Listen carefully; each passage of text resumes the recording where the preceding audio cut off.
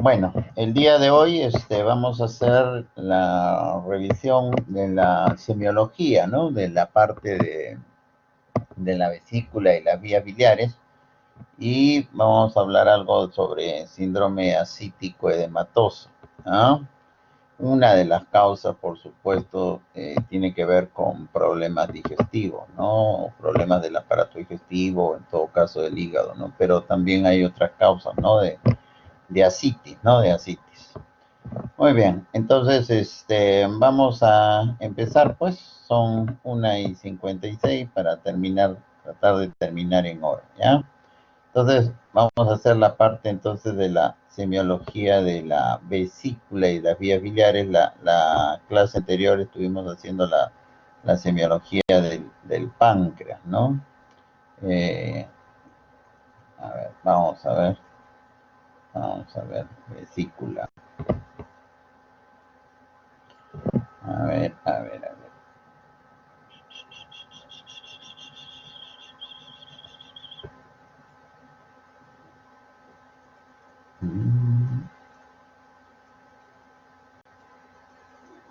Ya, acá vamos a empezar.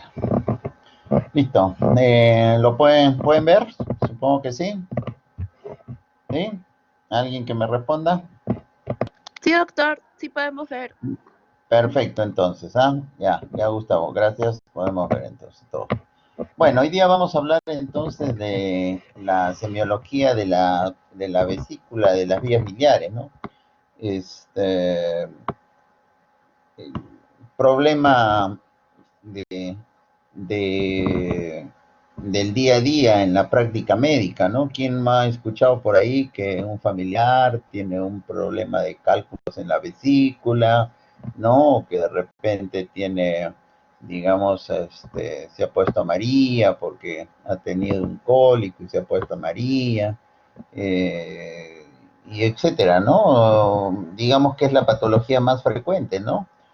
Por supuesto, también por ahí de repente ya ese es un poco, digamos, menos frecuente que haya pacientes que tienen un cáncer de repente de la vesícula, ¿no? Un cáncer de las vías biliares, ¿no?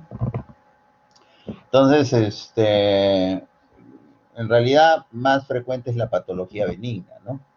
Que, que creo que, como les comento, deben haber escuchado ustedes, ¿no? De repente en algún familiar o alguna persona cercana, ¿no?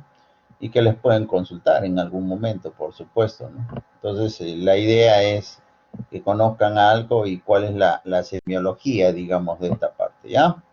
Muy bien, al igual que como hicimos con la parte del páncreas, ¿no es cierto? Con la semiología práctica, vamos a hablar un poco de la anatomía, ¿no? Cosas así muy puntuales, ¿no? Ya saben, la vesícula, ¿no? Se localiza en la fosa vesicular, en la cara inferior del hígado, ¿no? Entre el lóbulo. ¿Hicimos vesícula la vez pasada? No, ¿no? Lo que hicimos fue páncreas, ¿no? Ya me confundí, ahorita me he dudado. ¿Aló? ¿Alguien que me responda? No, doctor, solo hicimos páncreas. Páncreas, ¿no? Ya, gracias, gracias. Me entré en duda. Ya, bueno. Ya, entonces la vesícula, como les estaba diciendo, se localiza a nivel de la fosa vesicular en la cara inferior del hígado, ¿no? Entre el lóbulo derecho y el lóbulo cuadrado. Esa es, digamos, la localización habitual de la vesícula, ¿no? Por supuesto que pueden haber variantes, ¿no? Tiene un tamaño, como ven ahí, ¿no? Más o menos unos 7 a 10 centímetros de largo y unos 3 centímetros de diámetro. Una capacidad no muy grande, ¿no? Pero en algunas ocasiones, por supuesto, puede albergar una mayor cantidad de líquido de bilis, ¿no? Y distenderse en forma significativa, ¿no? Pero normalmente su capacidad habitual oscila entre 30 a 35 centímetros cúbicos, ¿no? Que como ustedes comprenderán no es mucho, ¿no? Tiene una forma de una perita, ¿no? Y bueno, uno puede distinguir la parte del fondo, el cuerpo, el cuello, etcétera, etcétera, ¿no? Igual cuando conversamos cuando hablamos de la semiología del páncreas, ¿no? Ya comentábamos algo de eso. La vesícula se continúa con el cístico, ¿no? Se une al hepático común y forman el colédoco, ¿de acuerdo? El colédoco que desciende por detrás del bulbo duodenal y transcurre por dentro de la cabeza del páncreas, ¿no? Y desemboca en la segunda porción duodenal o en la famosa ampolla de Bata, ¿no? Y creo que con mis alumnos hicimos o pusimos este diagrama, ¿no? Acá ustedes tienen la vesícula, ¿no? Vamos a poner, creo que ahí no lo están viendo, ahora sí. La vesícula, ¿no es cierto? Esto es el cístico, ¿no? Si uno ve en la parte más superior, será el hepático del lado derecho, ¿no? El hepático del lado izquierdo. Ambos se unen para formar, ¿qué cosa? El hepático común. Y a nivel del cístico comienza, pues, ¿qué cosa? El colédoco, ¿no? El colédoco que tiene o discurre por la cabeza del páncreas, ¿no? Dentro de la cabeza del páncreas, para finalmente desembocar, como les decía, a nivel de la ampolla de Bata, ¿cierto? Entonces, cualquier problema, ¿no? De que se pueda originar en alguna parte del trayecto del colédoco, ¿no es cierto? Va a dilatar toda la vía biliar, ¿no es cierto? Incluyendo la vesícula, ¿no? Incluyendo la vesícula. O puede ser, creo que comentábamos, un problema de repente en la cabeza del páncreas, ¿no es cierto? Como a veces ocurren los problemas tumorales, puede entonces ocasionar también dilatación de la vía biliar en forma retrógrada, ¿no es cierto? Inclusive pueden dilatarse las vías biliares intrahepáticas, ¿no es cierto? Y en este caso, pues como estamos comentando, de repente por un problema en el páncreas, ¿de acuerdo? Entonces puede ser un problema, digamos, al igual como cualquier otro tubo, como un bronquio, como el intestino, ¿no? La obstrucción de este conducto puede ser por algo que hay en la luz, por algo que crece de la luz, por ejemplo, los carcinomas, ¿no es cierto? Los carcinomas de la vía biliaris, ¿no? O sea, que crece la pared, o por algo externo que comprime entre comillas, tubo, ¿no? Este conducto, ¿no? En este caso, por ejemplo, el problema en la cabeza del páncreas, ¿no? Entonces, cualquiera de esas cosas puede afectar la vía biliar, ¿no? Muy bien, entonces, ya, hecho este pequeño recordaris anatómico, vamos a hablar, digamos, de la semiología, ¿no? De la vesícula y las vías biliares, ¿ya? Bueno, importante, ¿no? Si hay algún problema, digamos, en la vía biliar, por ejemplo, un recién nacido, ¿no? Que, digamos, haga una ictericia importante, ¿no? Ustedes saben que el recién nacido puede haber una ictericia fisiológica, ¿no? ¿Producto de qué cosa? De que no hay una buena maduración de los, ¿cómo se llama? De los complejos enzimáticos, ¿no? A nivel hepático, y eso puede hacer que haya problemas, pues, en la glucoronización, sobre todo, ¿no? De la bilirrubina, y entonces puede dar lugar a una ictericia, ¿no? Una ictericia usualmente a predominio indirecto, ¿no? Sin embargo, cuando generalmente es la ictericia fisiológica que presentan los recién nacidos, ¿no? Es muy leve, transitoria, pero si de repente un recién nacido está muy ictérico, lo primero que uno tiene que preguntarse es si no habrá algún tipo de atresia, ¿no? De las vías biliares que esté ocasionando, ¿no? O sea, las ictericias o los problemas muy tempranos, ¿no? Pueden estar en relación a atresias de las vías biliares, ¿no? En la adolescencia, probablemente las litiasis, cálculos vesiculares, ¿no? Sobre todo por anemias hemolíticas pueden darse, ¿no? Creo que algunos ya les comentaba, ¿no? Y les decía que en general la patología de la vesícula es mucho más frecuente en las mujeres que en los varones, ¿de acuerdo? Eso es más frecuente tanto los problemas de la colecistitis crónica, los problemas de cálculo son más frecuentes en las mujeres, ¿no? Sin embargo, en algunas situaciones, por ejemplo, cuando hay anemias hemolíticas, pueden, digamos, los varones tener la posibilidad de desarrollar cálculo, ¿no? Por hemólisis, ¿no? Y estos cálculos usualmente son cálculos de bilirrubinato, ¿no? No son los clásicos cálculos de colesterol, ¿de acuerdo?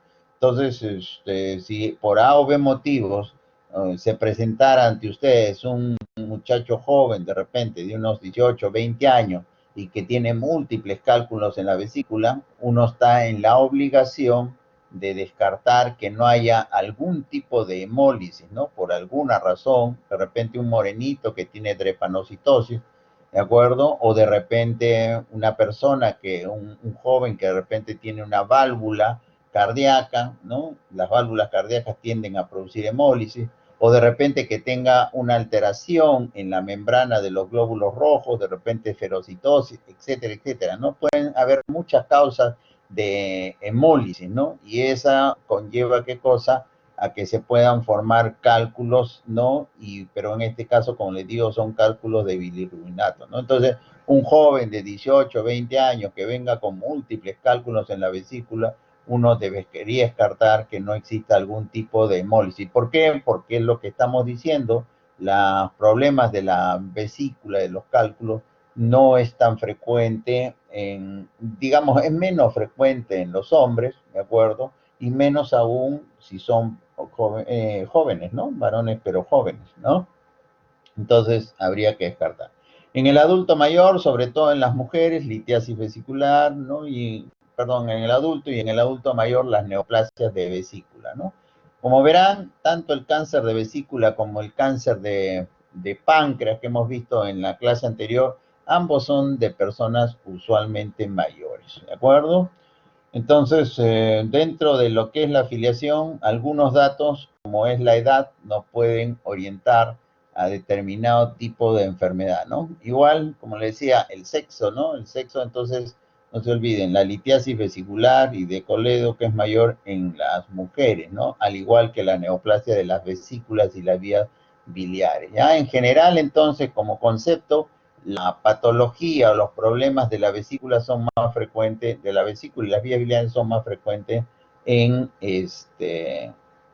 las mujeres. ¿No? Hay antecedentes importantes, ¿no? Que siempre hay que preguntar cuando una persona tiene problemas en la vesícula, en las vías biliares, son, como les decía, ¿no? Enfermedades hemolíticas, ¿no? Ya hemos mencionado algunas. Enfermedades cardíacas, otra vez lo que les estaba comentando, ¿no? Las personas que tienen prótesis, ¿no? De repente alguien tuvo una fiebre reumática, la fiebre reumática le dio lugar a que tuviera compromiso, ¿no? De las válvulas, ¿no? Aórtica o mitral, que son las que más se comprometen, y de repente tienen la necesidad de hacerle un recambio de la válvula, ¿no? Colocarle una válvula protésica. Entonces, las personas que tienen válvulas de reemplazo, válvulas mecánicas, válvulas protésicas, pueden, digamos, hacer hemólisis, ¿no? Al pasaje el momento que pasa, digamos, la sangre por esta válvula mecánica, puede haber destrucción de los glóbulos rojos, ¿no? Y la destrucción de los glóbulos rojos, ¿no? Finalmente puede producir degradación de la hemoglobina. Ustedes saben que la bilirrubina, ¿de dónde proviene? De la degradación de la hemoglobina, ¿no es cierto? Y entonces eso puede dar, como digo, lugar a la formación de cálculos vesiculares, ¿no? La tifoidea, como les decía también a mis alumnos, la tifoidea es una enfermedad que es más frecuente en las mujeres, ¿no? Se dice que podría predisponer también digamos, no solamente a que hagan problemas vesiculares crónicos las personas, sino inclusive también a la formación de cálculos, o al revés, ¿no? Las personas que tienen cálculos o que tienen algún problema en la vesícula son más susceptibles de que se queden como portadores de la salmonella tifi. ¿De acuerdo? Y bueno, hay ahí algunos antecedentes, como le digo, la obesidad también condiciona, digamos, al hecho de que puedan tener problemas de tipo vesicular, problemas de tipo litiasis, ¿ya?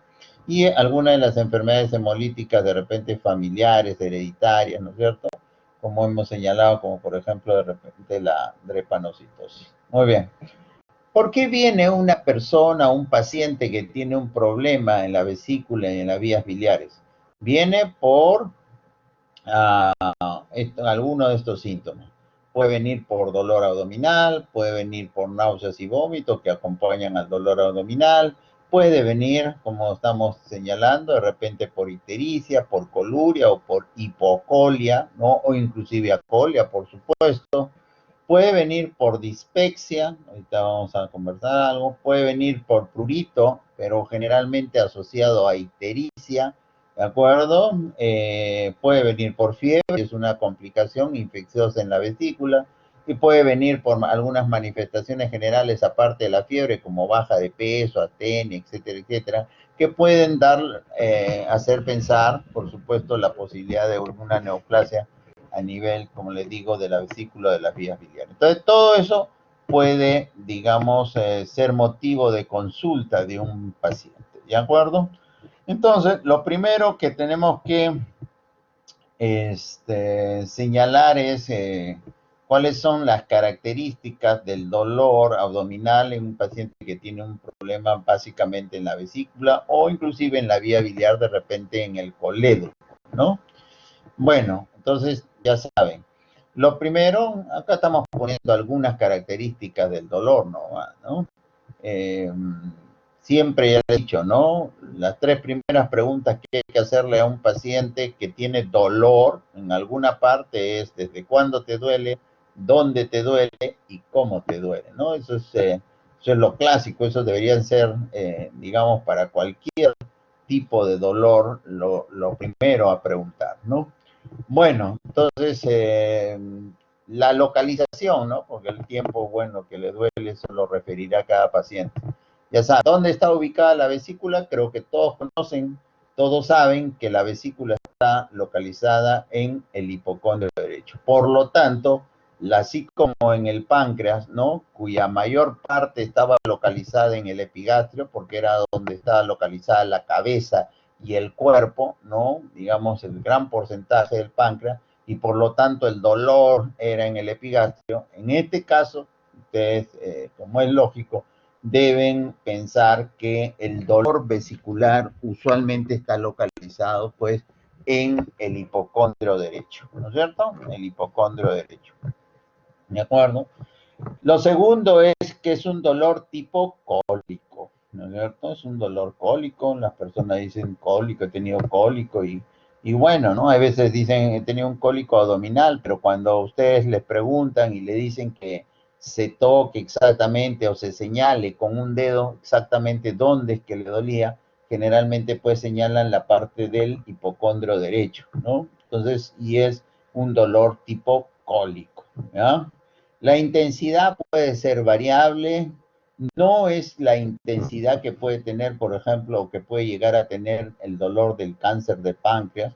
El dolor del cáncer de páncreas es mucho más intenso, ¿no? La vesícula no quiere decir que no duela, pero no llega o no necesariamente llega a tener la intensidad que de repente pudiera alcanzar un dolor pancreático, ¿no? Pero bueno, eso puede ser muy variable y por supuesto que también, como hemos dicho, depende mucho del umbral del dolor que tenga cada persona, ¿no? ¿Cuál es la irradiación clásica del dolor de la vesícula? El dolor de la vesícula, ¿no? Y se inicia en el hipocondrio derecho. El dolor de la vesícula se va hacia la parte posterior, la paciente dice se me va hacia atrás, y generalmente por la espalda, ¿no es cierto? O por la parte posterior del emitora derecho, puede alcanzar hasta el hombro, ¿no? Hasta el hombro. Y esa es la irradiación clásica, digamos, del dolor de tipo vesicular, ¿no? Entonces, como verán, ¿no? Los dolores, o mejor dicho, las características, ¿no? Van variando dependiendo de cuál es la estructura que está comprometida, ¿no? O sea, En la clase anterior, cuando decíamos el páncreas, bueno, el páncreas duele en el epigastrio, se puede dar esa irradiación hacia tanto al hipocondrio izquierdo como al hipocondrio derecho, o sea, esa irradiación que dan en banda, o con mayor frecuencia se va sobre todo al hipocondrio izquierdo, ¿no? Pero no era un dolor tipo cólico, ¿no? Un dolor era, como yo les decía, un dolor sordo, hay veces un poco penetrante, etcétera, etcétera, pero el páncreas no da, porque no es una víscera hueca, ¿no es cierto? El páncreas es un órgano sólido, ¿no? Y no da, pues, ese dolor tipo espasmódico, ¿no? Que sí dan las vísceras huecas, ¿no? Entonces, es diferente, ¿no? Por eso que ustedes, pues, en el interrogatorio de un paciente tienen que preguntar esas características. Y la otra es la irradiación, pues, que estamos hablando, ¿de acuerdo? Generalmente los problemas de la vesícula, los problemas de las vías biliares, sobre todo de la vesícula, pueden ser desencadenados, ¿por qué? Por alimentos grasos, ¿no es cierto? Eso es lo clásico, por alimentos grasos, ¿no? O sea, alguna comida grasosa, ¿no? O como digo, siempre hay alimentos que son clásicos, que desencadenan el dolor, el huevo, ¿no? La palta, y bueno, ¿no? Algo, en general, algo grasoso, pues, que hayan comido, ¿no? Más de una vez uno cuando tiene al paciente hospitalizado le pregunta, ¿y qué cosa comiste? Y bueno, y le refieren pues algo que evidentemente ha desencadenado el dolor, pero fundamentalmente este tipo de alimentos, ¿no? Eso es lo clásico, ¿no? ¿Qué puede aliviar el dolor en un paciente que tiene un problema vesicular? Básicamente los analgésicos, ¿no? Y entonces, básicamente yo diría los antiespasmódicos, ¿no? Porque es una víscera hueca que está, digamos, contrayéndose. Entonces, el objetivo es, digamos, eh, evitar, ¿no es cierto? Relajar, que no se contraiga, y eso se consigue pues con antiespasmódicos, ¿no? Como la iosina o buscapina que de repente ustedes conocen. A diferencia, por ejemplo, del dolor pancreático, ¿no? El dolor pancreático no pasa con una buscapina, ¿no?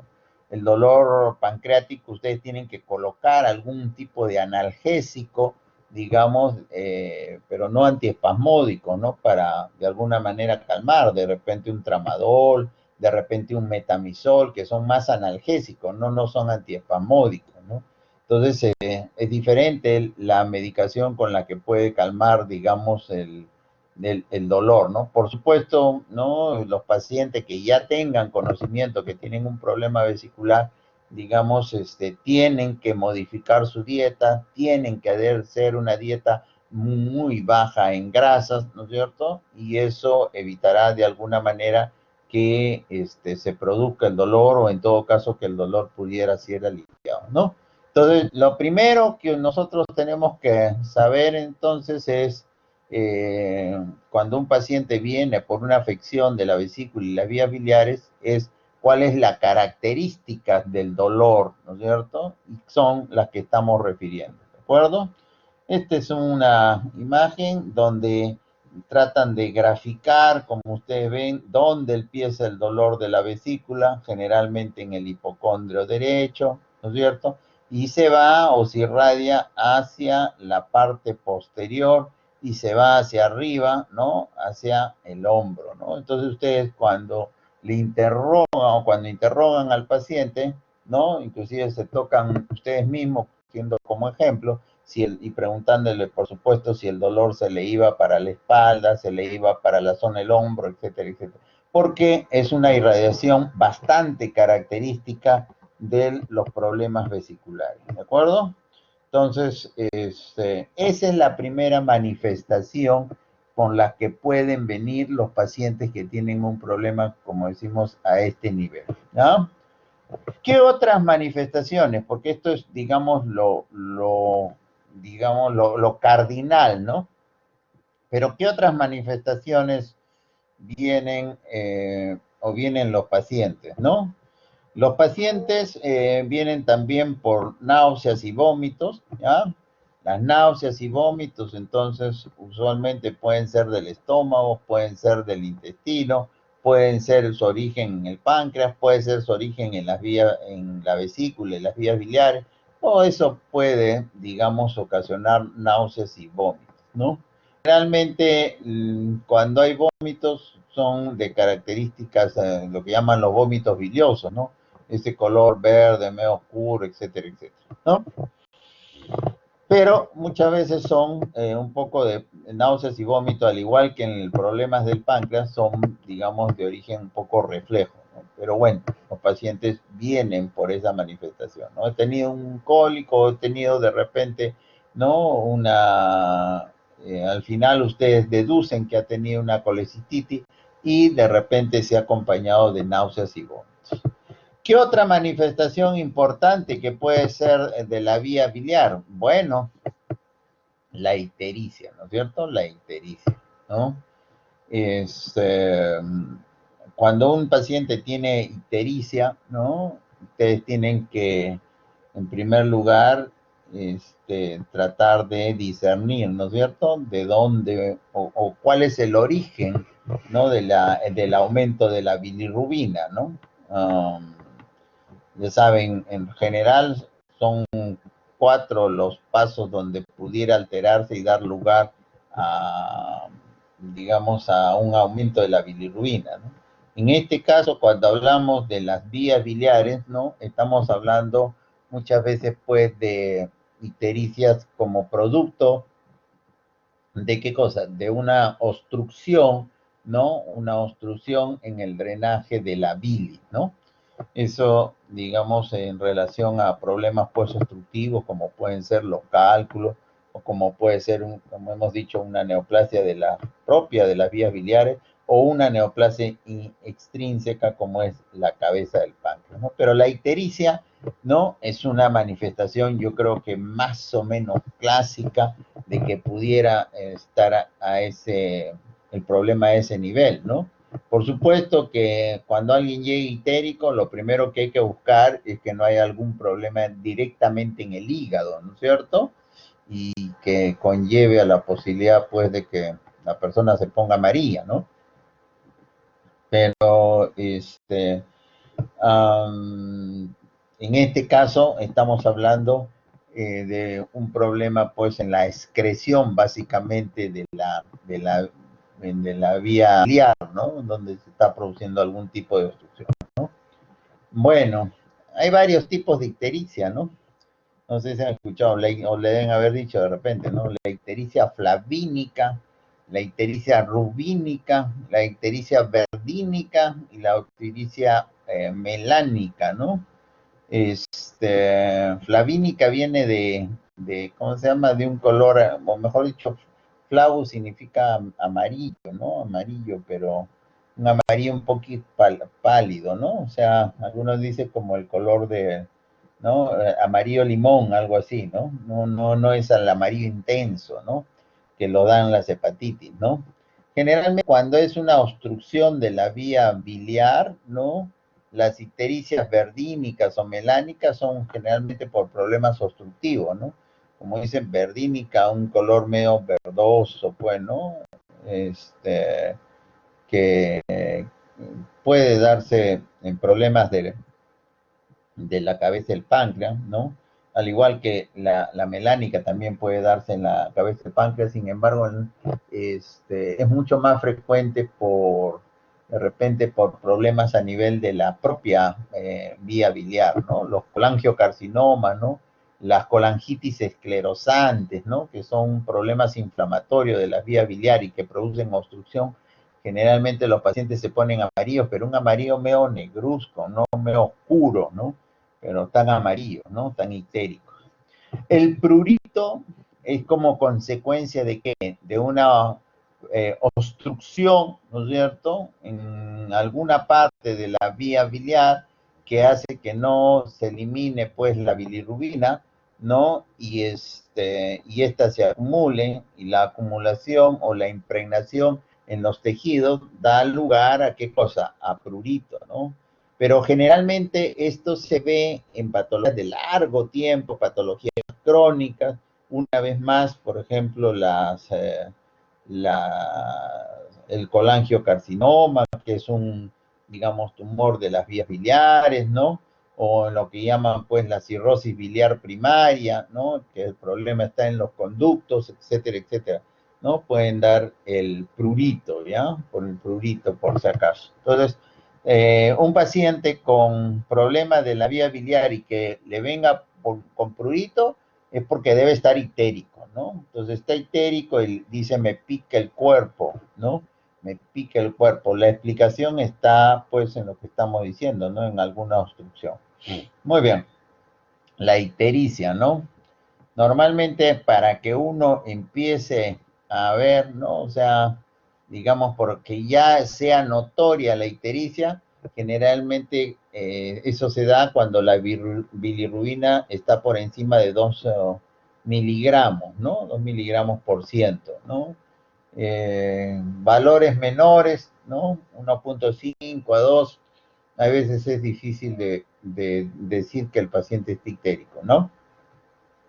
Ya saben. Muy bien, ¿qué otros signos y síntomas principales o cosas importantes se pueden quejar los pacientes que tienen problemas en la vesícula y las vías biliares? La dispepsia, ¿no? La dispepsia, ¿no? Una vez más, la dispepsia, ¿ya? Es un problema del estómago, es un problema del páncreas, es un problema del duodeno o es un problema de la vesícula, las vías biliares. En términos de frecuencia, generalmente más se asocia la dispepsia a los problemas de las vías biliares, ¿no? De la vesícula y las vías biliares, ¿no? Eso no quita que pueda haber dispepsia en alguien que tenga una gastritis, por ejemplo, ¿no? O algún problema en el estómago. Bueno, pero acá la idea es la relación que tiene con la vesícula y la vía biliar, ¿no? Y probablemente sea dentro de estas 4 cosas que estamos hablando, de estructuras, o sea, el estómago, el duodeno, el páncreas o la vesícula y vías biliares, probablemente la vesícula y las vías biliares sea la causa más frecuente de dispepsia, ¿no? Y por supuesto que ustedes no le van a preguntar al paciente si tiene dispepsia, ustedes no le van a preguntar si tiene prurito, porque algunos no le van a entender, ustedes lo que tienen que decirle es si tiene picazón, ¿no es cierto?, del cuerpo, y en el caso de dispepsia, tiene, perdón, un ratito se está pasando los slides, ya. En el caso de dispepsia, darle, ¿no? Es ese disconfort, esa distensión, eso que me llenan de gases o flatulencia, que tengo muchos eructos y que generalmente se relaciona con ¿qué? Con alimentos grasos, ¿no? Como digo, ¿no? Cuando como huevo, cuando come palta, cuando come en general algún alimento grasoso, ¿no? Tienen esas molestias, ¿no? Que se han reunido en conjunto y se les conoce como dispepsia, ¿de acuerdo? La fiebre en el contexto de problemas de la vesícula y las vías biliares puede ser pues en situaciones como colecistitis, ¿no? Colecistitis agudas, ¿no? Sobre todo pues que se pueden infectar, ¿no?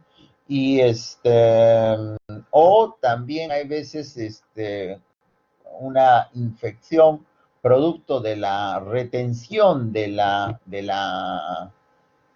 bilis, ¿no? A nivel una obstrucción a nivel del colédoco que puede llevar a lo que nosotros conocemos como colangitis, y esa colangitis también puede producir fiebre, por supuesto, inmediatamente hay que ponerle antibióticos al paciente porque si no se puede volver séptico, ¿no es cierto?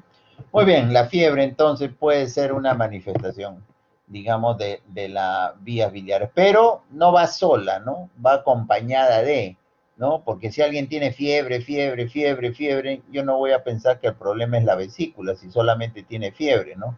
O sea, debería ir acompañado de algunas otras manifestaciones que a uno le hagan pensar de repente en que tiene un problema de repente vesicular o las vías biliares. Muy bien. Manifestaciones generales, malestar, hiporexia, anorexia, pérdida de peso, esas son manifestaciones que a veces lo refiere el paciente que tiene una neoplasia, ¿no? Un cáncer, ¿no? Muy bien, entonces, hasta ahí, digamos, entonces, ¿por qué puede venir un paciente que tiene problemas, ¿dónde? En la vesícula y en las vías biliares. Entonces, no se olviden, ¿no? No se olviden, estos son las molestias por las que puede acudir a ustedes una persona, ya sea por consulta externa, por emergencia, ¿de acuerdo? Y que ustedes pues tienen que, digamos, en primer lugar, en base a la información, localizar dónde está el problema para después plantear cuál pudiera ser la etiología, la causa de estas manifestaciones. ¿Ya? Muy bien. Entonces, ahí tienen, no se olviden.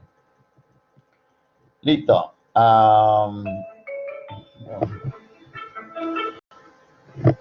Ya. En el examen clínico, ¿no? El examen clínico ya de la vesícula y las vías biliares, ¿no? Lo primero que tengo que decirle es que normalmente no se palpa la vesícula. No palpamos la vesícula ni las vías biliares, ¿de acuerdo? O sea, ustedes cuando examinan un abdomen normal, no van a palpar ni la vesícula, ni las vías biliares, ¿no? Cuando es patológico, por supuesto, en algunas ocasiones pueden palpar la vesícula, ¿de acuerdo? No en todas las situaciones patológicas, no en todas las situaciones patológicas ustedes van a palpar la vesícula tampoco, ¿eh? Hay una persona que está llena de cálculos, le duele la zona, pero de repente no palpan la vesícula. No quiere decir que todas van ustedes a detectar mediante la palpación eso, ¿de acuerdo? Entonces, ya, ese es un concepto clave. Y un doctor que llamando, creo que tiene su familiar enfermo, ya después le responderé. Bueno, en el examen clínico, entonces ya, si tenemos un paciente que tiene un problema en la vesícula, ¿qué podemos encontrar desde el punto de vista ya del examen físico, ¿no? A la inspección en general y a la inspección, digamos, del abdomen, ¿no? Puede encontrar, por supuesto, ¿no? Si está con dolor, ¿cómo se llama? Una fase, ¿no? De dolor, pues, ¿no? Clásica, ¿no? Lo que hemos dicho, ¿no? Si de repente es un problema, digamos, que corresponde a un problema obstructivo por un cálculo, un problema obstructivo porque hay digamos, proceso inflamatorio crónico de las vías biliares, eso puede llegar a dar lugar a la cirrosis biliar que llaman, ¿no es cierto? Porque hay un problema tumoral de las vías biliares, colangiocarcinoma, todos esos pueden llevar a que el paciente les llegue a ustedes por ictericia, ¿de acuerdo? O sea, cuando uno dice ictericia, no piensen que el problema solamente está en el hígado, ¿no es cierto? El problema puede estar fuera del hígado, el problema no tener ninguna relación principalmente con el hígado, como hemos dicho, de repente un cáncer de cabeza y páncreas, ¿de acuerdo? Puede darle ictericia, ya saben por qué, ¿no? Entonces, ictericia, por supuesto que lo primero que uno se le ocurre es hígado, ¿no? Pero no necesariamente, ¿no? Hay otras afecciones que pueden llevar a ello. Entonces, una de ellas son los problemas, pues, a nivel de la vesícula y de la vía biliar.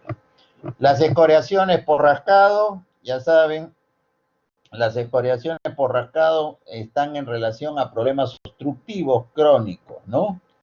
Los problemas de deshidratación, cuando uno inspecciona, pueden ver a un paciente que sí ha estado con náuseas, con vómitos, producto de un proceso agudo, ha estado con náuseas, con vómitos, entonces es lógico que puedan encontrar de repente un paciente un poco con los ojos hundidos, con la lengua seca, ¿no es cierto? Con una piel pues seca, ¿no es cierto? Y todos los signos de deshidratación que ustedes pueden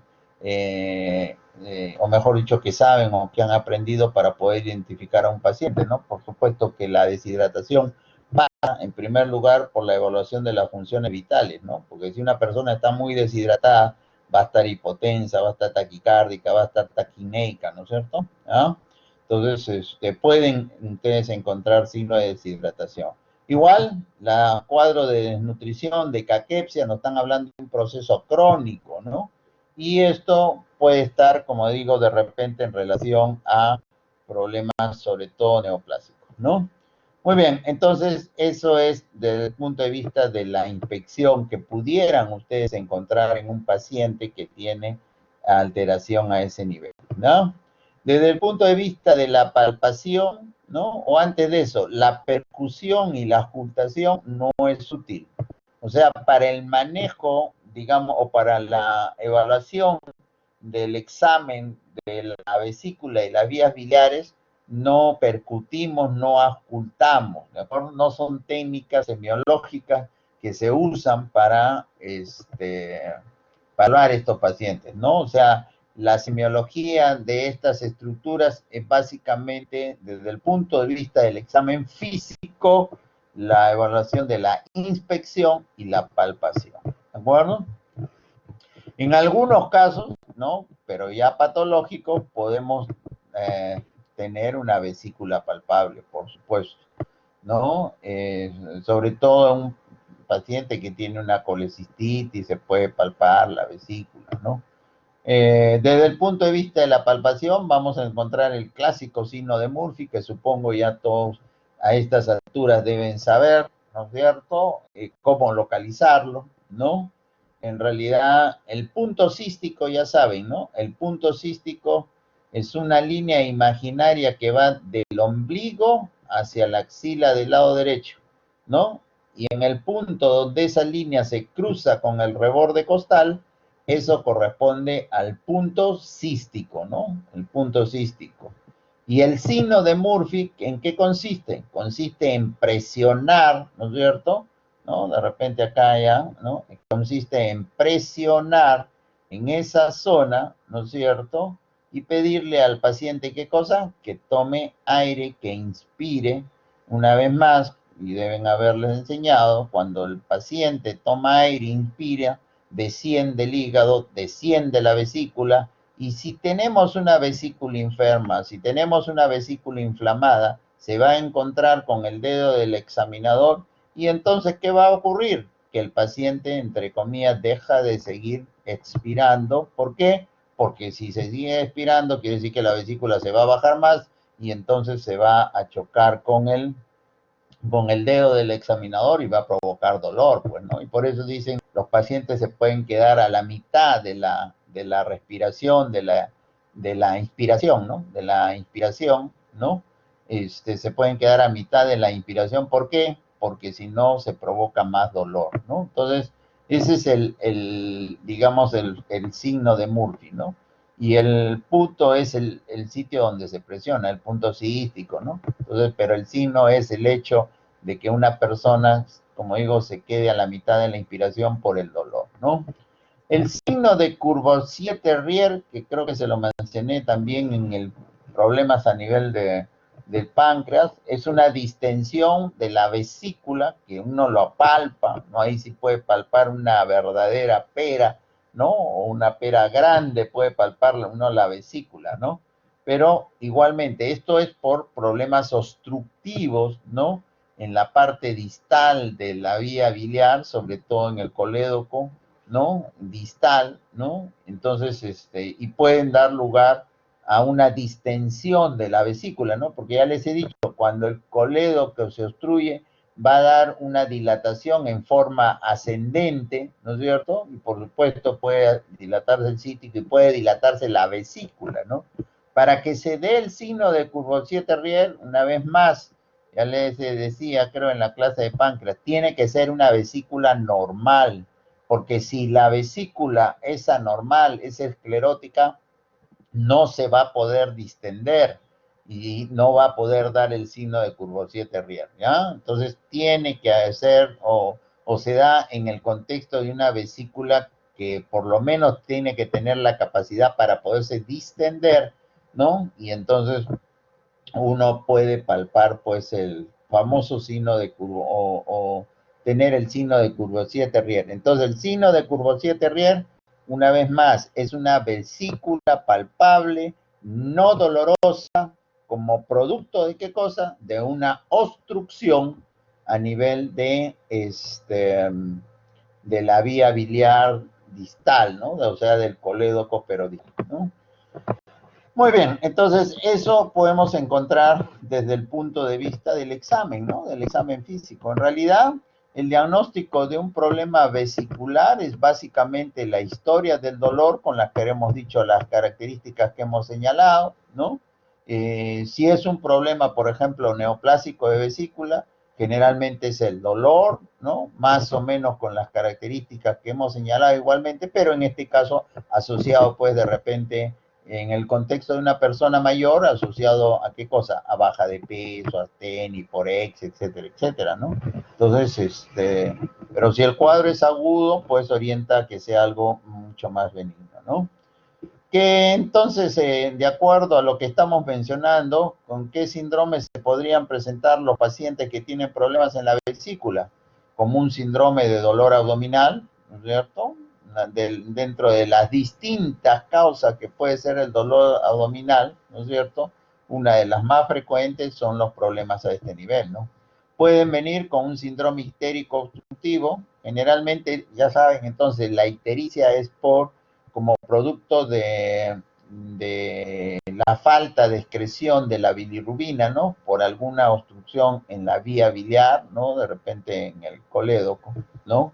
Muy rara vez puede dar, si deben por ahí haberles mencionado también, el síndrome de Mirici. El síndrome de Mirici es un cuadro cuya obstrucción no está directamente en la luz del colédoco, ni es dependiente de la pared del colédoco, sino es por compresión, ¿no? Generalmente se debe, el síndrome de Mirici es producto de qué cosa? De un cálculo que se enclava en el cístico, ¿no? En el bacinete, y ese cálculo enclavado ahí produce un poco de edema, y el edema produce una obstrucción del colédoco, y la obstrucción del colédoco lleva ¿a qué cosa? A una ictericia, ¿no es cierto? Pero en realidad es por algo externo, ¿no? En este caso, por este cálculo que puede comprimir la vía biliar, ¿de acuerdo? Pero es muy raro, no es frecuente, no es frecuente de ver o hacer diagnóstico de síndrome de Mirici, ¿no? Cuando alguien está ictérico y el problema está en la vesícula, en las vías biliares, ¿no? Usualmente la causa más frecuente es por algo que hay en la luz, en este caso un cálculo, ¿no? O por algo que está obstruyendo, ¿no? Digamos, el conducto, ¿no? Por una neoplasia a nivel de la cabeza del páncreas o a nivel de la ampolla de Vater, ¿no? El ampuloma, ¿qué cosa es? Es una neoplasia de la ampolla de Vater, ¿no? Y eso produce obstrucción, ¿no? Produce un síndrome ictérico obstructivo. Síndrome tumoral, bueno, como digo, ¿no? Hay veces, en el contexto de personas mayores, ¿no? Pueden venir con dolor y de repente ustedes lo examinan y palpan ahí una masa, ¿no? Que corresponde pues a la neoplasia de vesícula, ¿no? Pueden venir por un cuadro febril, sí, pues, por un cuadro febril, ya sea por una colecistitis o una colangitis, ¿no? Y acá está entonces un poco el resumen de los problemas, digamos, los pacientes, ¿no? Hay que diferenciar un cólico biliar de una colecistitis aguda y de una colangitis, ¿no? El cólico biliar es el clásico dolor en el hipocondrio derecho, tipo cólico que se irradia a la espalda, al hombro, etcétera, etcétera, etcétera. ¿De acuerdo? ¿No? Ese es el clásico cólico biliar, ¿no? Pero que solamente se presenta con esas características. Pero si tenemos un dolor con esas características y además tenemos fiebre y además en el examen, en el clásico hemograma, le aparece que tiene leucocitosis, ya no estamos hablando de un cólico biliar simple, sino estamos hablando de qué cosa? De una colecistitis aguda. A este de arriba solamente hay que ponerle antiespasmódicos. A este de abajo y hay que ponerle antiespasmódicos y hay que ponerle antibióticos. ¿De acuerdo? Antibióticos. Y el otro es la colangitis.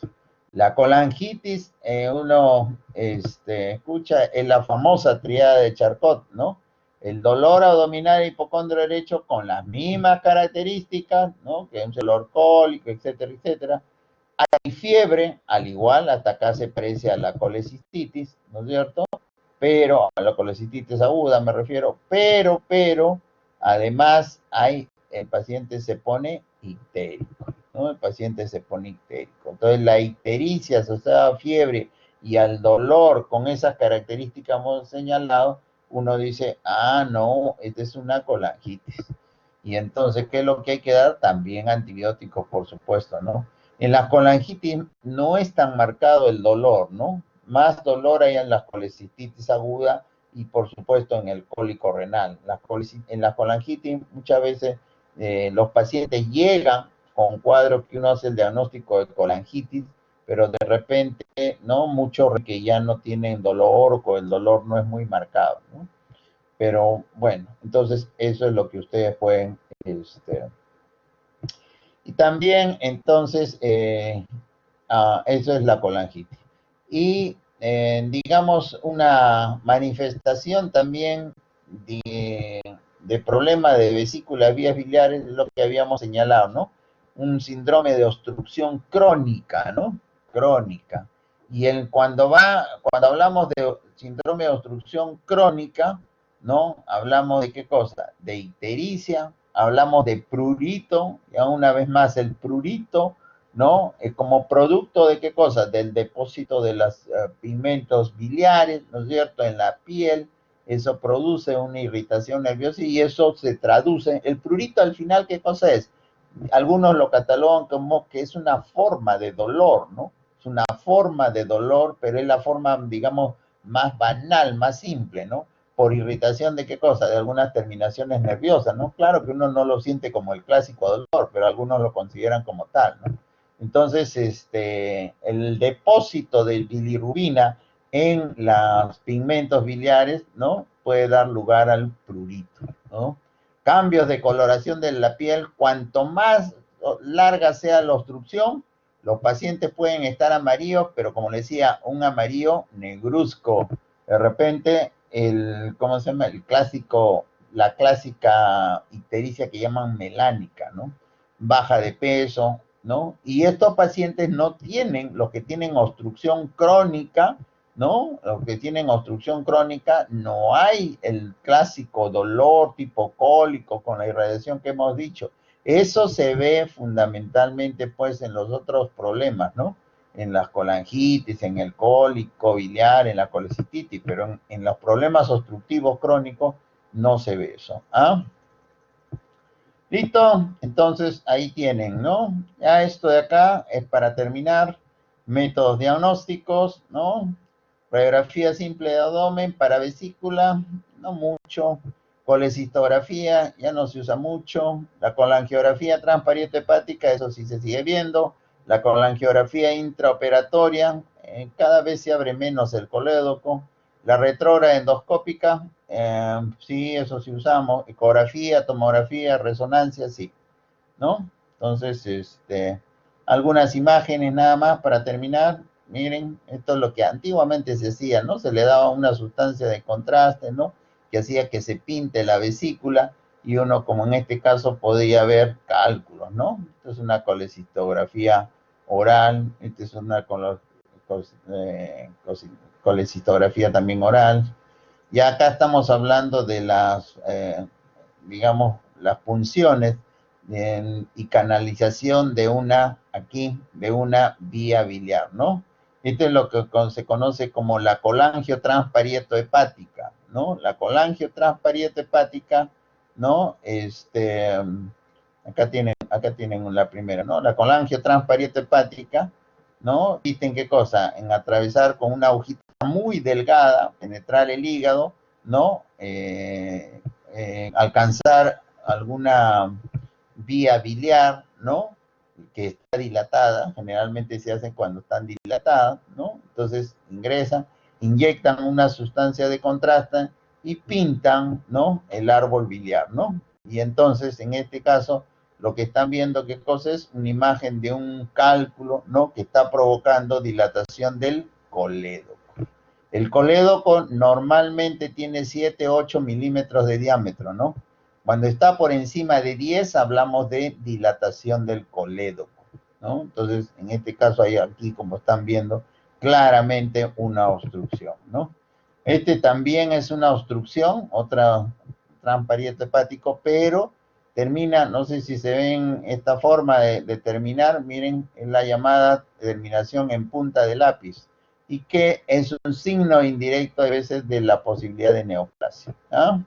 ¿Qué más? ¿Qué más? ¿Qué más? Acá tenemos otra dilación para ver, que vean ustedes cómo se puede pintar todo el árbol biliar y un árbol biliar dilatado. La ecografía, importantísimo, ¿no es cierto? ¿No? Este es el barro biliar, ya saben, cuando a alguien le dicen tienes barro biliar, eso es más temor, porque eso que está diciendo, que son cálculos muy pequeñitos, y si son cálculos muy pequeñitos, son los que más fácil pueden pasar a través del cístico hacia el colédoco, ¿no? Cuanto más grande es el cálculo, es menos peligroso, ¿no? Porque es más difícil de que pase a través del cístico hacia el colédoco, ¿no? Pero cuando hay barro biliar, sí, pues pueden pasar, ¿no? ¿No? En general, ya saben, creo que les decía a mis alumnos que están rotando, la ecografía ve mejor cálculos en la vesícula que la tomografía, ¿no? El problema de la ecografía es que usualmente no ve bien los cálculos a nivel colédoco distal. En esos casos sí es mejor la tomografía para ver el colédoco distal, ¿no? Cálculos, ¿no? Bueno, hay unas imágenes, ¿no? Ya, estos son pacientes que miren cómo está la papila que va a reventar, o que tiene un montón de cálculos que están ahí enclavados, ¿no? Aquí ya lo están sacando algunos de los cálculos, ¿no? Y bueno, ¿no?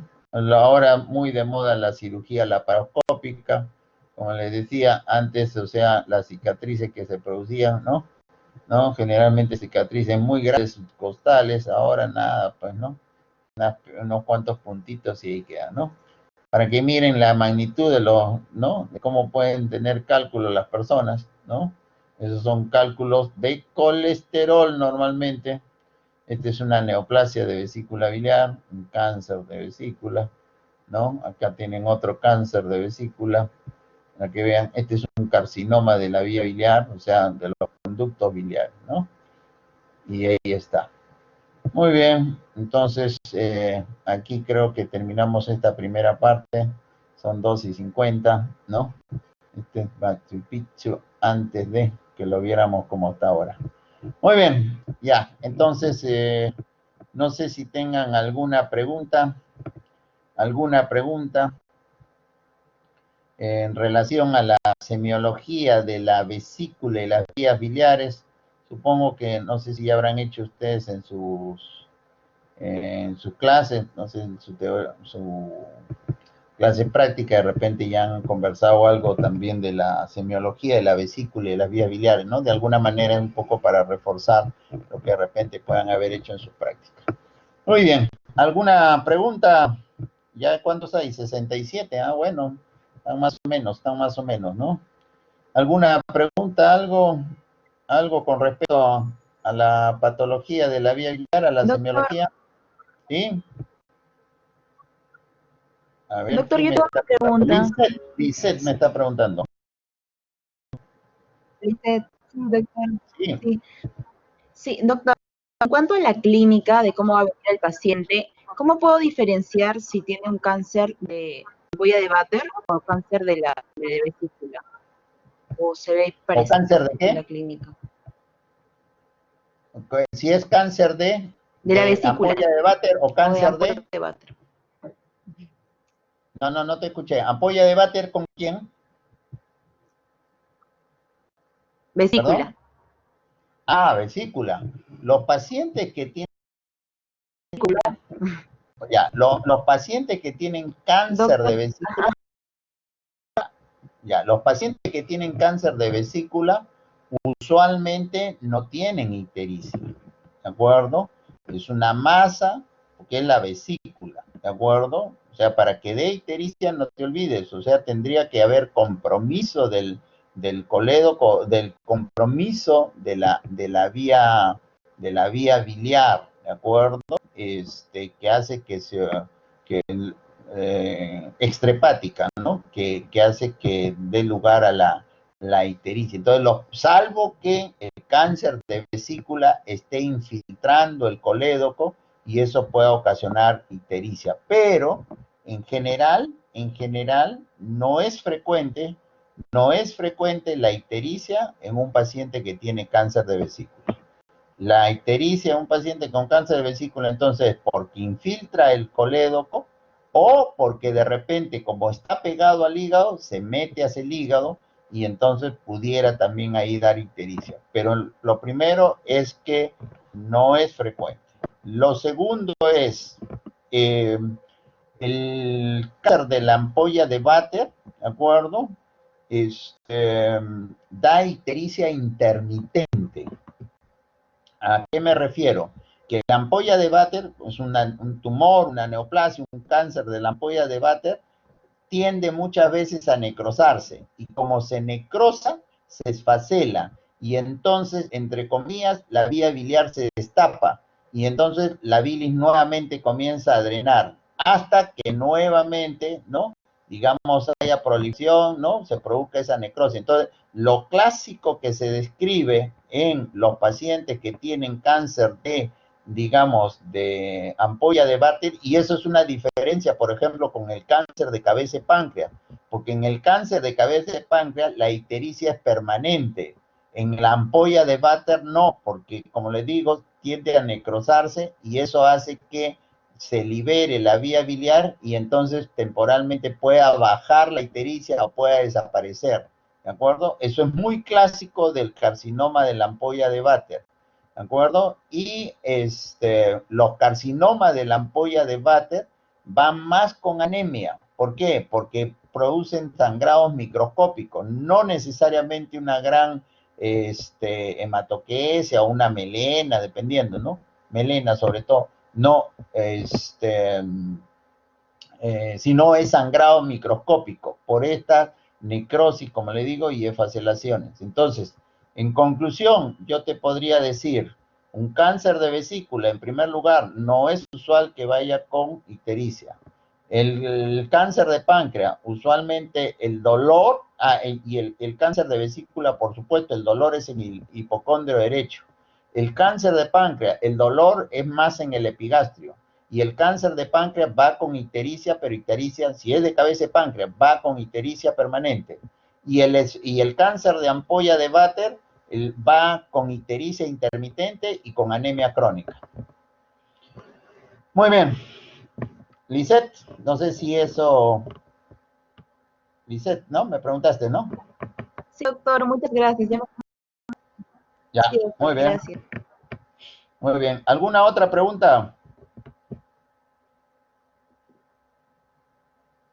Nada, ya. Entonces vamos a hacer la segunda clase o la segunda parte que es el síndrome ascítico edematoso, ¿ya? Vamos, vamos, vamos, vamos, vamos. Ya, ahí está. Síndrome ascítico edematoso, ¿no? Ya. Ya saben, por definición, vamos, ¿no? La citis es la acumulación de líquido, ¿dónde? En la cavidad peritoneal, ¿no? Normalmente hay una pequeña cantidad de líquido, ¿no? 100, 200 mililitros de líquido, ¿no? Hay una pequeña cantidad, ¿de acuerdo? Ustedes pueden ver ahí, ¿no? Miren la magnitud, ¿no? Hay veces nosotros, sobre todo en pacientes cirróticos, ¿no? Hoy día, justo en accidente, van a hacerle una paracentesis a un paciente porque está con una gran ascitis, ¿no? Es un paciente que tiene una neoplasia aparentemente de hígado y que está con gran ascitis, ¿no? Entonces, un paciente con hepatitis C, ¿no? Probablemente un cáncer, un carcinoma hepático, ¿no? Y está con gran ascitis. Y entonces, para aliviar un poco, ¿no? Le van a sacar, ¿no? Pero pueden acumularse 6, 8 litros en la cavidad abdominal tranquilamente, ¿de acuerdo? Entonces, por supuesto que cuando uno hace una paracentesis, o sea, para evacuar el líquido, generalmente no saca tanto, ¿no? Porque de todas maneras el sacar líquido hace que uno pierda proteína, ¿no? Y se desnutre, ¿no? Pero bueno, es tanta que necesitamos aliviarlo un poco, por lo menos en su sintomatología al paciente, ¿no? Así que ahora en la tarde le iban a hacer una paracentesis, pero no es por lo clásico, ¿ah? Porque lo clásico es, ya sabe, un paciente que tiene una cirrosis y bueno, ¿no? En este caso debe ser hepatitis C crónica, tiene hepatitis C, debe ser de repente una hepatopatía crónica y de repente un carcinoma, ¿no? Muy bien, entonces, Cuando uno tiene líquido en el abdomen, cuando uno tiene líquido ascítico, siempre uno se pregunta, ¿no? ¿Cuál podrá ser la causa, no? Y en realidad pueden haber, por supuesto, el interrogatorio ayuda, ¿no? Pero al final, digamos, es muy importante distinguir las características del líquido, ¿no?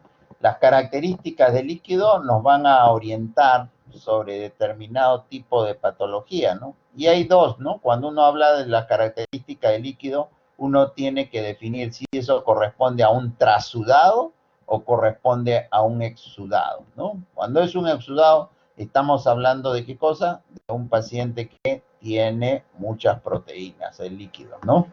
Y bueno, ¿no? Ahí hay algunos ejemplos, ¿no? Que pueden llevar a ascitis, ¿no? Y que el líquido, ahorita vamos a ver más adelante, son las características de un trasudado y cuáles son las características de un exudado, ¿no? Si alguien tiene una tuberculosis, eso nos dará un exudado. Si alguien tiene un trasudado, por ejemplo, los pacientes que tienen cirrosis y tienen ascitis, lo lógico sería que ese líquido sea un trasudado. Si yo tengo un paciente definido que tiene cirrosis y el líquido me sale que es un exudado, ¿no? Entonces yo digo, ¿no será que se ha infectado este líquido? ¿No? Algo así, ¿no? Pero generalmente el síndrome nefrótico, la cirrosis, la falla cardíaca, etcétera, etcétera, generalmente dan líquidos que son trasudados. Cualquier líquido en una cavidad tiende a infectarse, eso sí, ¿eh? Cualquier líquido, ¿no? Ese es un concepto básico que ustedes deben tener, ¿no? O sea, un paciente que tiene líquido en las articulaciones, ¿no? Por enfermedades inflamatorias, artritis reumatoide, ¿no? Por decirlo, ¿no? Ah, si el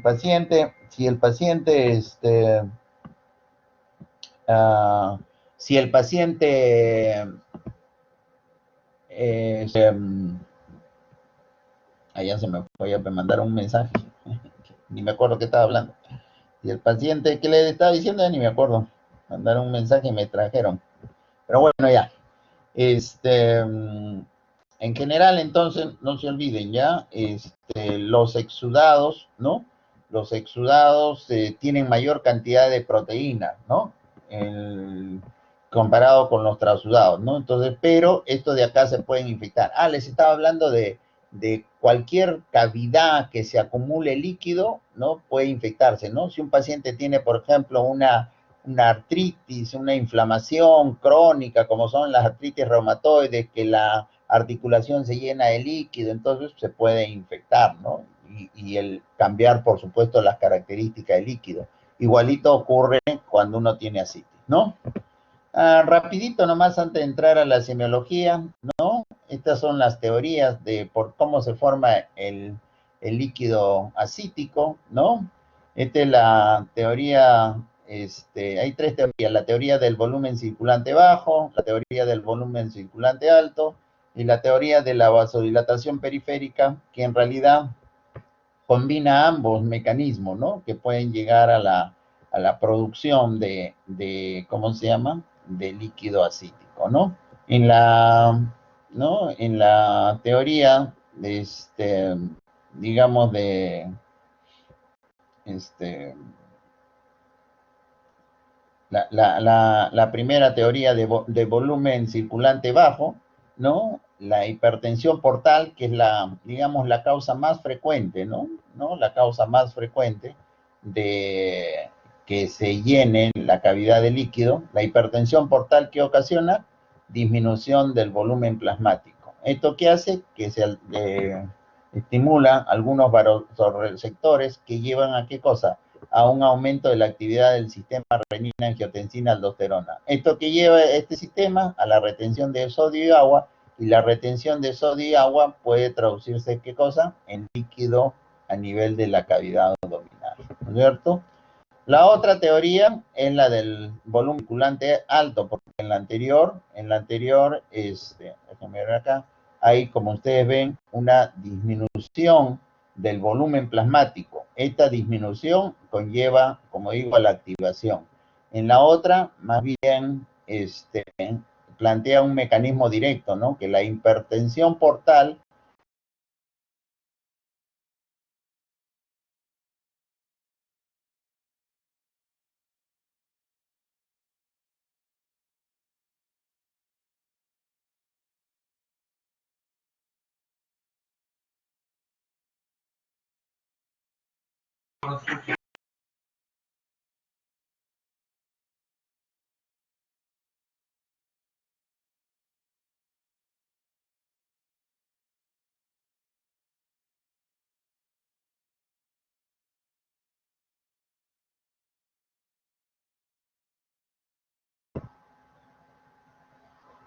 Disculpen, no sé, parece que se fue mi internet.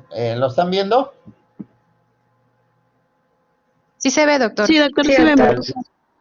Parece que hubo un problema, se me fue un ratito el internet. Ya.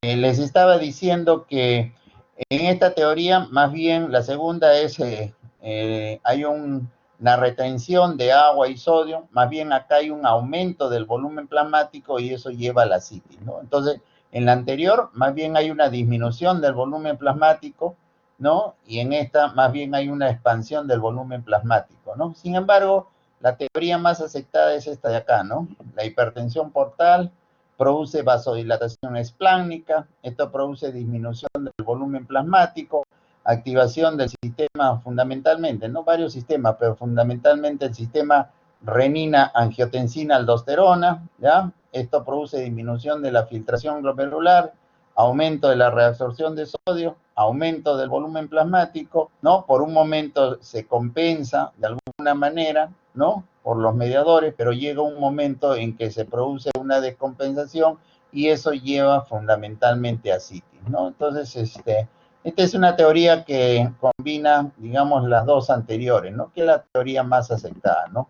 Y uno de los factores que produce o que desencadena todo esto, que es la vasodilatación espláncnica, se ha, digamos, propuesto como agente muy importante. ¿Qué cosa? El óxido nítrico, ¿de acuerdo? Como parte de la dilatación o vasodilatación periférica, ¿ya? Pero bueno.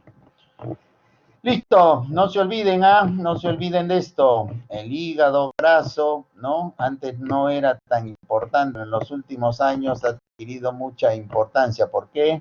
Porque el hígado graso lleva a cirrosis, ¿de acuerdo? Lleva a cirrosis. O sea, o muchas de las causas, a veces ahora de cirrosis, es por hígado graso, ¿no? Entonces hay que cambiar un poco las costumbres, ¿no? Muy bien, ya. Y ahora en sí, entrando a la afiliación, bueno, ¿no? Entonces, visto un líquido acítico, ya, y solamente para una broma, yo todos los años me tomo una foto para que ustedes puedan comparar cómo es un abdomen normal, ¿no? Así que les he enviado una foto ahí de mi abdomen, ¿ya? Para que vean lo normal. Así que... ¿por qué te ríes, Marco? O sea que yo no puedo tener ese abdomen. ¿Qué cosa? ¿Ah?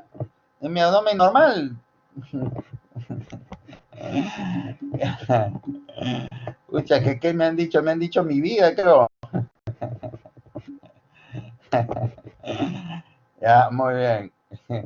Está mejor que el de Ronaldo, ¿sí o no? Ese es mi abdomen, ¿ah? Todos los años me tomo una foto para estar actualizado, ¿ah? Muy bien. Se han vacilado ahí conmigo, no creen que es mi abdomen normal, pero bueno, ya. Pensé un ratito que se ha descargado esto. Vamos a cargar, ya. Bueno, ahora sí, ya. Viendo a la parte de la, digamos, de la semiología, ¿no? Importante, algunos datos de la afiliación, ¿no?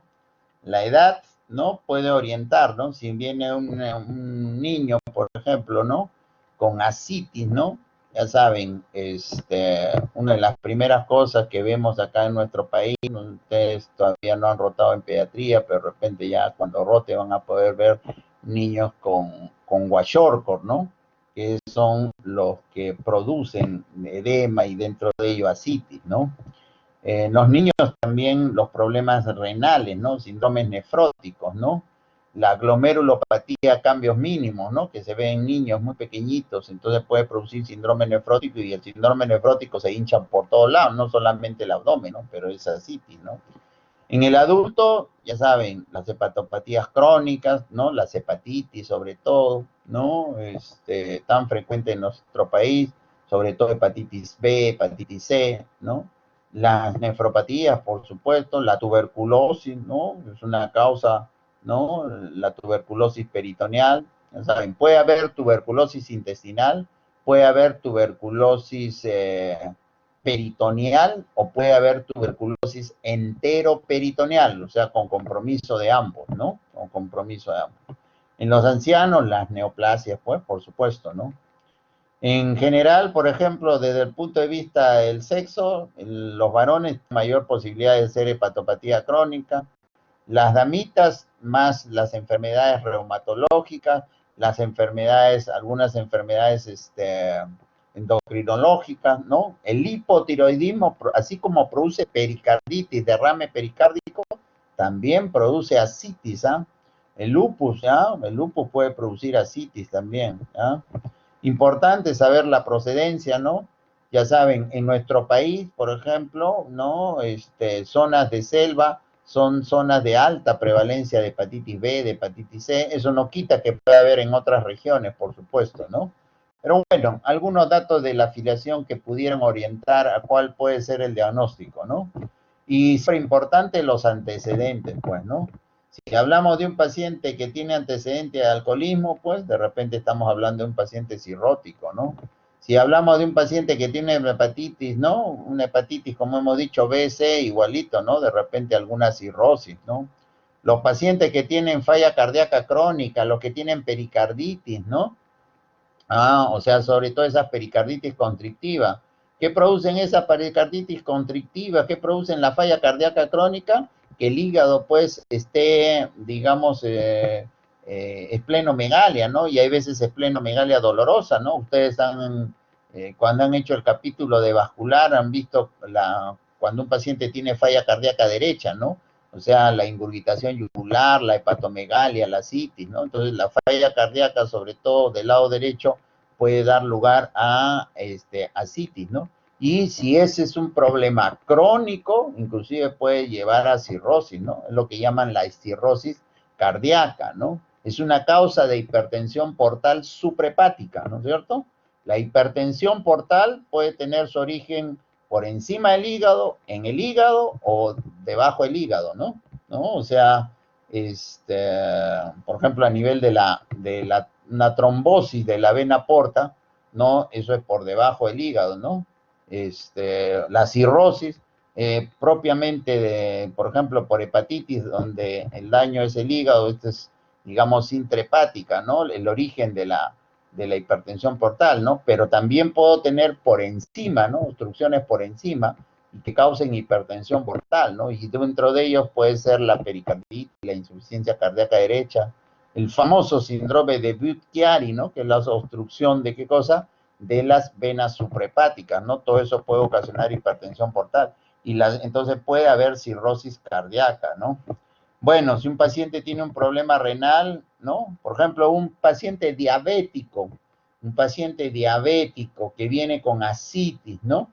Bueno, hay que descartar tuberculosis porque los pacientes con diabetes hay mucha asociación con tuberculosis, pero también puedo plantear que de repente el paciente tiene una insuficiencia renal por la diabetes y ahora me está haciendo ¿qué cosa? Síndrome nefrótico, ¿no? Está perdiendo gran cantidad de proteínas por la orina y eso pues puede llevar a problema de líquido en la cavidad abdominal, ¿ya? Drogas, síndromes consultivos, entonces orientan a tuberculosis, neoplasias, problemas nutricionales, como decía de repente en los niños. Importante averiguar sobre transfusiones sanguíneas, ya saben, la hepatitis B, la hepatitis C se pueden transmitir por transfusiones, etcétera, etcétera, etcétera, ¿ya? Cuando un paciente tiene un síndrome ascítico, ¿cuál es la semiología? ¿Cuáles son los síntomas cardinales? Los síntomas cardinales son básicamente dos, ¿no? Distensión abdominal y una especie de sensación de pesadez en el abdomen. Lógico, pues, si tiene agua, ¿no es cierto? Siente que le pesa el abdomen, ¿no? Y se distiende, por supuesto, ¿no?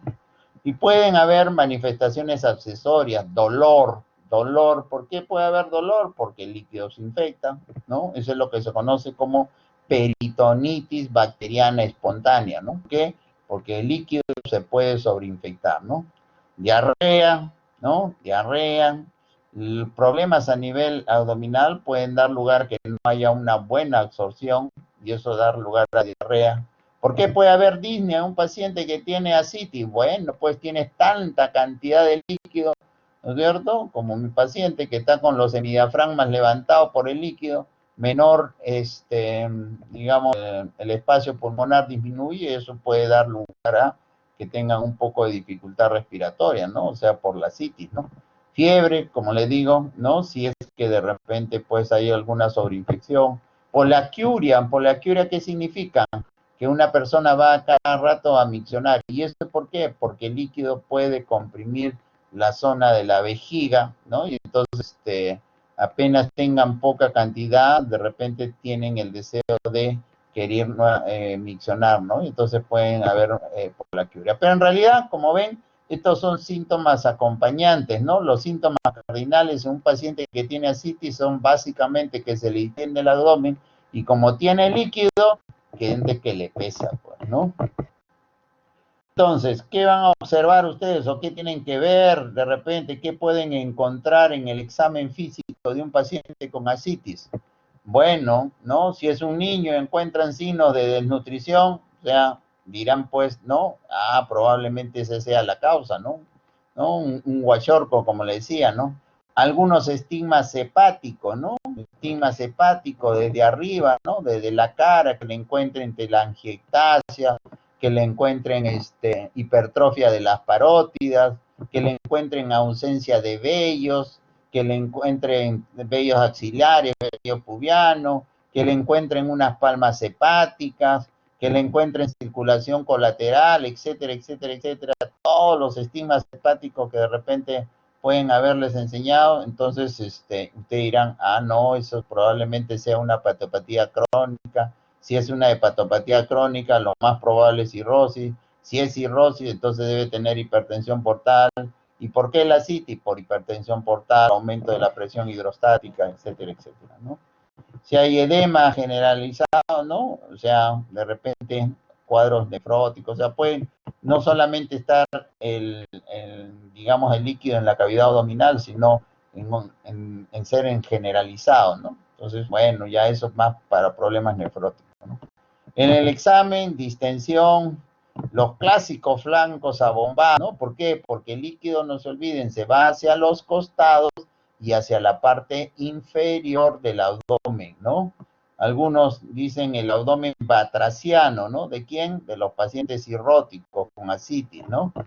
La protrusión de la cicatriz umbilical es un dato sobre todo en pacientes que tienen ascitis crónica, ¿no? Que tienen, entonces, la cicatriz umbilical se protruye, ¿no? Circulación colateral, etcétera, etcétera, ¿no? Entonces, ya, creo que no sé si les mostré, ¿no? O sea, siempre es importante observar, ¿no? Observar, ¿no? El abdomen, ¿no? Cuando uno hace la inspección del abdomen, ¿no? Ya desde el momento que ve el abdomen uno puede decir a qué puede corresponder, ¿no? Por ejemplo, los pacientes que tienen ascitis crónica y tienen hernia umbilical, ¿no? Entonces, el líquido, ¿no? La presión intraabdominal permanente por el líquido puede dar lugar a qué cosa? A una hernia umbilical, ¿no? Hace poco hemos tenido un paciente que tenía, creo que todavía está hospitalizado, pero no lo estoy viendo ahorita, que es un paciente que ya tiene diagnóstico de un problema de una cirrosis autoinmune con ascitis crónica, ¿no? Y con una gran hernia umbilical, ¿no? Entonces yo le decía lo que le estoy comentando, ¿no? Le preguntaba a la residente y la residente no sabía explicar, eso es por algo permanente, crónico, ¿no? Esto que también deben haber visto, ¿no? Son las clásicas imágenes de las circulaciones colaterales, ¿no? Esto es la circulación cuando hay un problema, digamos, de repente inclusive en la vena cava superior, y esta, la clásica imagen en cabeza de medusa, cuando hay ellos, digamos, compromiso de tanto aumento de la presión en la vena cava y en la superior e inferior, producto, por supuesto, ¿de qué cosa? De una hipertensión portal, ¿no? Muy bien, ¿qué van a encontrar en la auscultación? Los ruidos generalmente disminuidos, ¿no? Por el líquido que hay, ¿no es cierto? Y en la percusión, lo hemos visto con mis alumnos que hemos llevado, hay varias técnicas, ¿no? Lo primero, ya saben, la citis, una matidez de concavidad superior, ¿no? Cuando ustedes percuten, van a encontrar matidez en este sentido, ¿no es cierto? Matidez de concavidad superior, porque la vejiga, ¿no? El útero, digamos, ¿no? Dan matidez de concavidad inferior, ¿no? El, digamos, el líquido es así, ¿no? Y ya saben, el líquido se puede desplazar, ¿no es cierto?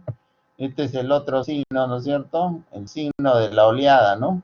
En realidad lo que hacen es, creo que deben haberle hecho, ¿no? Colocar, ¿no? Una mano con la otra, digamos, percuten, alguien que los ayude en la parte media, ¿no? Y ustedes lo que sienten es la transmisión de una especie de onda, que es la onda líquida, ¿no es cierto? Que la van a sentir, digamos, en la otra mano, ¿no? Contraria a la que han percutido, ¿no? Entonces, ¿no? Y por supuesto deben haber visto de repente imágenes en las que el paciente, para buscar ascitis, también hay que ponerlo en decúbito lateral. El líquido, ya saben, si ustedes lo ponen en decúbito lateral, derecho, izquierdo, el líquido se va a ir pues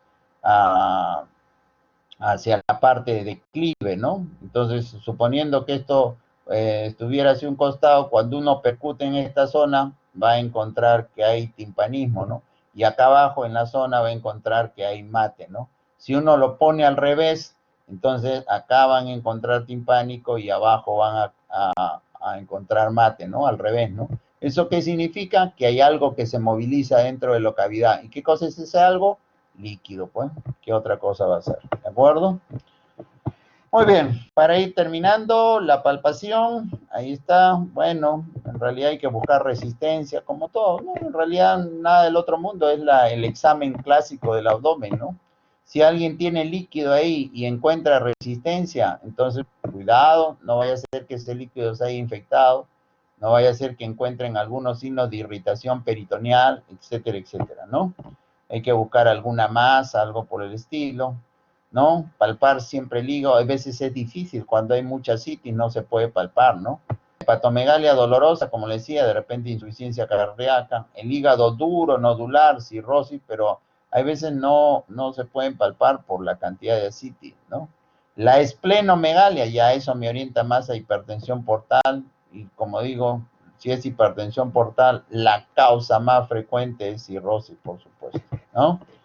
Finalmente, algunos exámenes de laboratorio, ahí está, su hemogramita, su perfil de coagulación, para ver, ya saben, con qué se monitoriza el hígado, con las pruebas hepáticas, por supuesto, ¿no es cierto? Con su transaminasas, con su fosfatasa alcalina, eso tienen que haberlo hecho de repente en su curso de laboratorio, ¿no? De patología clínica, no sé si han llevado, pero supongo que ya algo de eso deben haber llevado, ¿no? El hígado, entonces, con las pruebas hepáticas, sí, pues, ¿no? TGO, TGP, fosfatasa alcalina, gamma glutamil transpeptidasa, ¿no? Importante, la albúmina, ¿no es cierto? Las hipoalbuminemias, aparte de los problemas nutricionales, pueden ser problemas hepáticos, ¿no es cierto? Y otras cosas importantes, los factores de coagulación, el tiempo de protrombina, ¿no es cierto? Importante para el control de problemas hepáticos, ¿no? Entonces, todo esto ayudan también, por supuesto, para ver otros diagnósticos, ¿no? Y quizás, como les decía, lo más importante es estudiar el líquido acítico, ¿no? ¿No? Generalmente cuando ustedes sacan líquido y encuentran una célula más de 500, ¿no?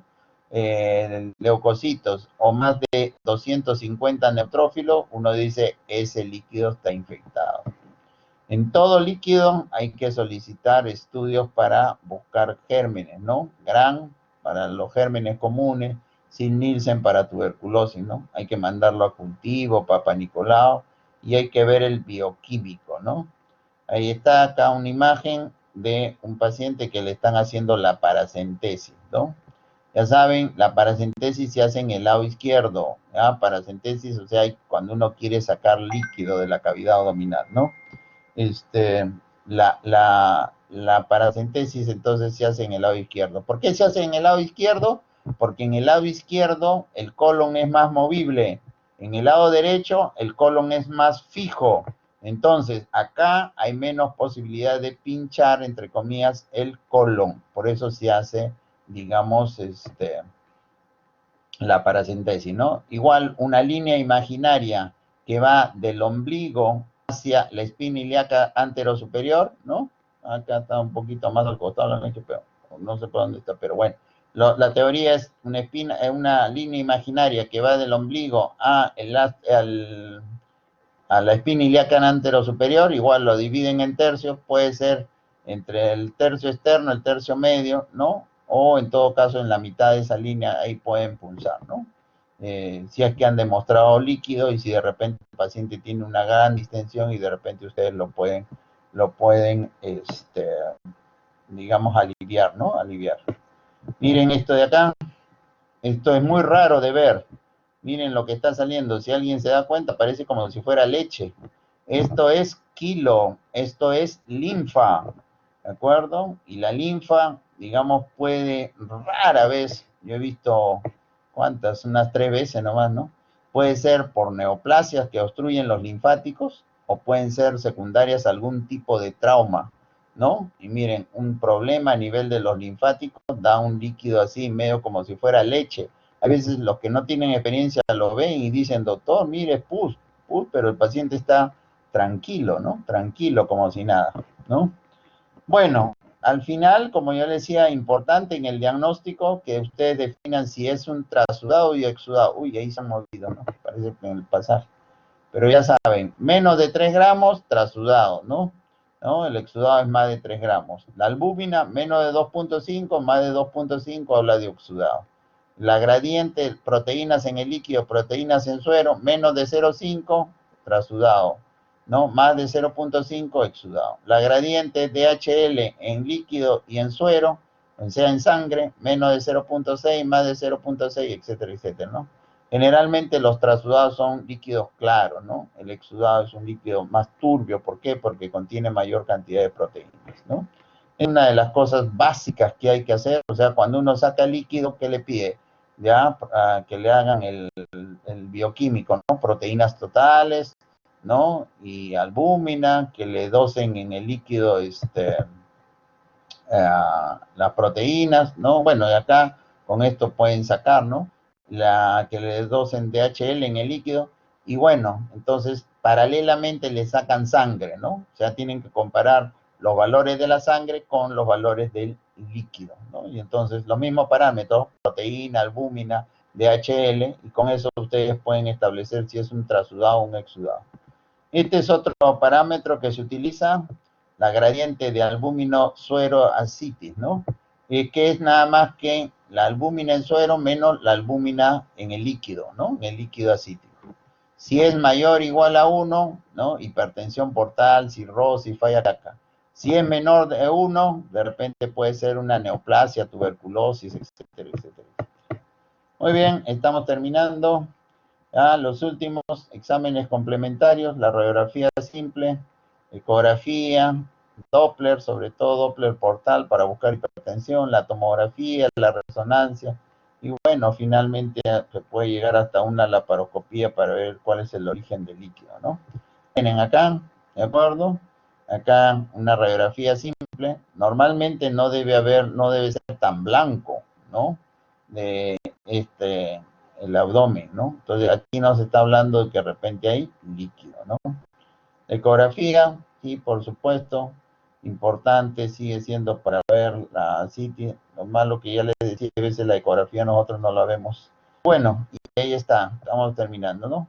Esto es líquido, ¿no? Líquido acítico, este es agua, ¿no? ¿Cuál será la causa? Habrá que ver, pues, ¿no?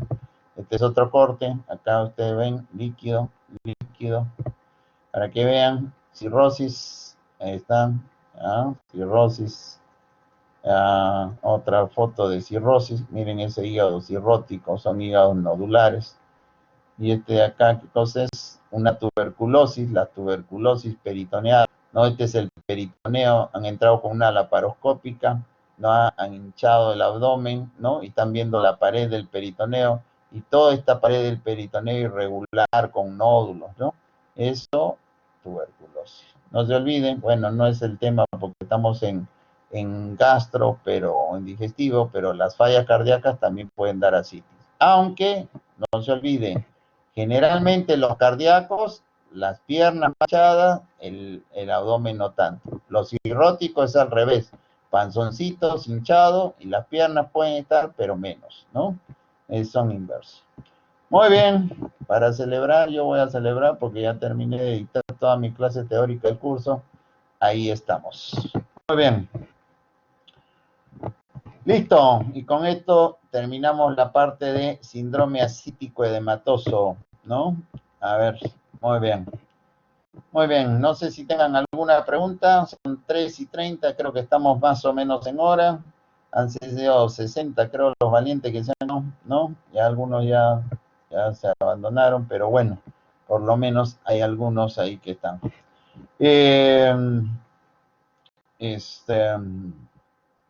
¿Alguna pregunta, chicos? ¿Algo?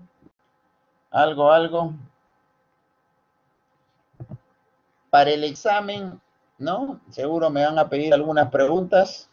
Todas las preguntas para el examen son básicamente historia clínica, ¿no? O sea, por lo menos es lo que yo mando, ¿no? Historia clínica, ¿no? Me invento alguna historia clínica y ya, la mando, ¿no? Y no hay discusión, yo no dejo duda de que eso de que dicen que no, que poder, no. Ahí quedan conmigo, si no son vivos, porque eso de que van a reclamar, que porque sí, que no, que mire, que yo leí, que nada.